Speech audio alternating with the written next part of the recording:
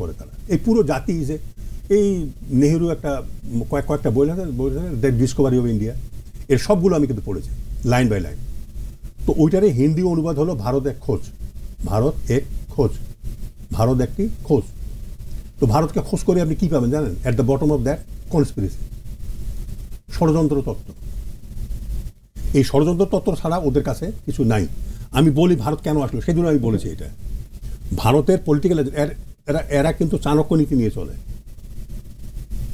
যাদের সঙ্গে সীমান্ত রয়েছে, ভূমি সীমান্ত, ইন্ডিয়ার সঙ্গে বাংলাদেশের নাম আছে, অন্য দেশের কথা বাদ দিলাম, এই সাবকন্টিনেন্টে সবার আছে, কিন্তু Bangladesh is the exception.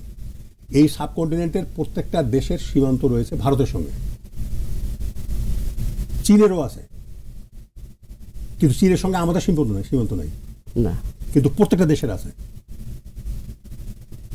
Pakistan, Nepal, Bhutan, Sikkim, Myanmar, চীন, কিন্তু আমাদের সীমান্ত চীনের সঙ্গে নাই, মিয়ানমারের সঙ্গে আছে, চীনের আছে মিয়ানমারের সঙ্গে। এই জন্য মিয়ানমারের বাফার হলো, বাংলাদেশের বাফার হলো Myanmar, between China and Bangladesh. So we are a middle kingdom, we are the most powerful country in between two powers. I call it middle kingdom. আমাদের সঙ্গে পেরে ওঠা সম্ভব নয়, we are a middle kingdom. বুঝতে পারছেন?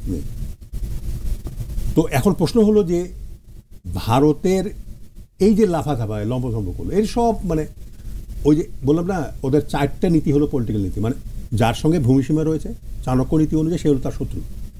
সাম, দান, ভেদ, দণ্ড।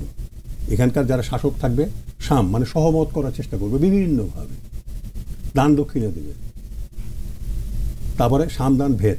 যদি আপনি তাও না মানেন তখন আপনার মধ্যে আর সরকার আর পাবলিকের মধ্যে ভেদ সৃষ্টি করে দেবে, তারপরে দণ্ড দিবে, আপনাকে আক্রমণ করে ক্ষতি করবে। এখন প্রশ্ন হলো এখানে আপোষ কই? আসলে আপোষ কই? এখানে আপোষ তো নাই। এই জন্য ভারতের সঙ্গে সম্পর্কে কোনো আপোষ নাই। তাহলে যে বলবে ভারতের সঙ্গে আমাদের বন্ধুত্ব হবে, he is living in a fools paradise, he is living in a fools paradise. আপনি ভারতের সঙ্গে বন্ধুত্ব করতে পারেন না, বিকজ তাদের নীতি হলো সাম, দান, ভেদ, দণ্ড। এখানে কোনো আপোষ নাই। আচ্ছা, ওইটা যদি ফেল করে যায় তাহলে ওদের মিলিটারি পলিটিকও 6টা আছে নীতি: সন্ধি, বিগ্রহ, যান, আসন, দ্বৈদিভাব, সংশ্রয়। যদি আপনি পাওয়ারফুল হন, কথা না শোনেন, চোখে চোখ রেখে কথা বলছেন, সন্ধি করবে আপনার সঙ্গে। এই দেখেন ইন্ডিয়ার ফরেন সেক্রেটারি এখানে আসছে সন্ধি করার জন্য। বুঝতে পারছেন? বিগ্রহ, ছোট ছোট সার্জিক্যাল স্ট্রাইক করবে। ও যান, কতগুলা ছোট বড় অভিযান করতে পারে, এই সীমান্তের লোক মারতেছে, এই ধরনের কিছু।